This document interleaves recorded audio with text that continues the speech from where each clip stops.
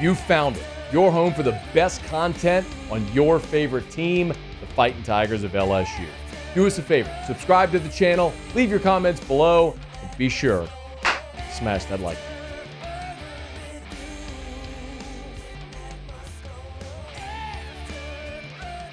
So LSU wrapped up spring football last Thursday, and kind of do a little bit of a recap and position group recap of spring. And probably the best place to start is the place that has the biggest question mark, not only on the offensive side, but on the entire team, and that's the offensive line. It's the position that got the single most conversation during spring, and so it's probably an appropriate time to sort of assess what we know or saw throughout spring. And I don't think I need to go into much detail about why this is the biggest question mark. You're losing 4 starters. Not only 4 starters, but 4 starters that played together for 3 years. That combined for over 170 games played, with Emory Jones and Will Campbell, who were starters from their freshman year, started every game they played in their college career. Miles Frazier, who was a 3-year starter. Same with Garrett Dellinger, who started since 2022. Infamously, the first game he started at center against Florida State, the game of the Dome, but then kicked the guard and never looked back. So you're losing all of those guys. And while you've recruited well and you added 2 transfers, and you've got guys like DJ Chester and Paul Mabenga who played a lot of football a year ago. Chester started every game at center. Mabenga started the final month in the bowl game at left guard. It's still very much a question, because when you replace 170 games played, there is no answer there. Like, it's all speculative. You got talent, both from the high school classes that you recruited and through the portal class that you brought in with Braylon Moore and Josh Thompson. Guys that have played football, but none of these guys that have played together in the spots they're in. And as if that wasn't already a big enough talking point going into spring, the fact that every time the media went out there, whatever they allowed us to see, I mean, we saw a turnstile on the offensive line the whole time we were out there. And Brian Kelly even said it.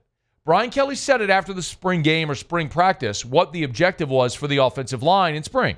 Well, I think we've made great progress in building versatility within the group. I think in one sense, we've been clear that the mandate was not to go through the spring and name 5 guys. And so if we went in with that goal, we would not be anywhere near that. But that wasn't the goal. The goal was to get guys in position where we could find out what the best fit was for them individually and for us as a unit, and then as LSU as a football team. So it's been moving guys around and finding where the right fits are. And then we'll go into camp and probably say, all right, through the first 8-9 practices will give us some time to make the decision on what that unit is, and then build continuity through the back end of preseason camp with the starting 5. My only real question there is if that's enough time to build continuity. Right? Everything he said there makes a lot of sense. Spring is the time where you move a bunch of guys around. How did things look? You start fall camp and you're basically going into competition battles, and you make your decision after fall camp, and then you got about 2 weeks before you play Clemson to build continuity. Is that 2 weeks enough? I don't know. We'll find out. Brian Kelly's done it a long time. Trust him. I don't know that he's had a year where he's turned over 4 offensive linemen in one season. Well, one of the guys who we've seen part of that shuffle, of course, is Paul Mabenga, who was your starting left guard at the end of last season after Garrett Dellinger went down. He comes in. He'd been running with the ones at left guard, but by the end of spring, remember Josh Thompson, the Northwestern transfer, came in, and we had originally been seeing Josh Thompson playing at right tackle.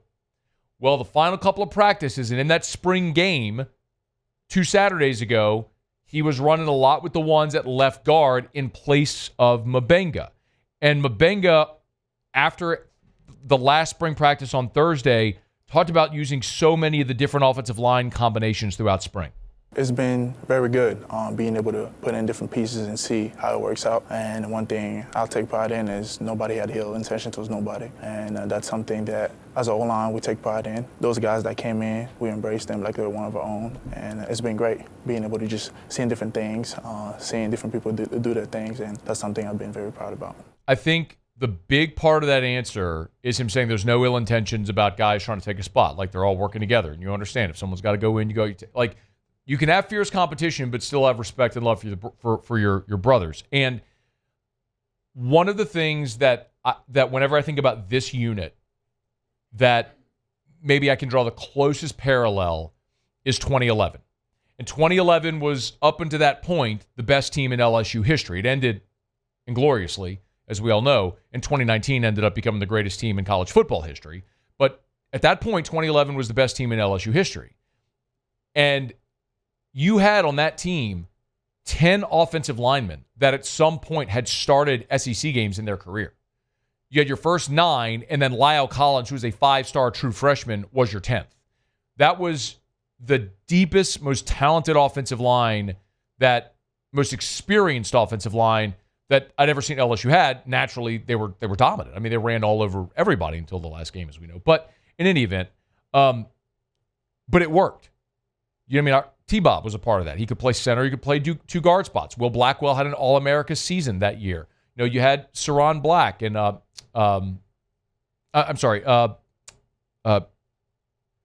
Greg Shaw was a guy who was a backup on that team, who was a starting caliber tackle, but was a backup on that team and did start games. So, you know, you had Hurst on that team starting at right tackle. I mean, it was a really good, deep unit. And they did rotate a lot. And it worked. So it is possible. So Mabenga talked about the biggest improvement that they've made in spring.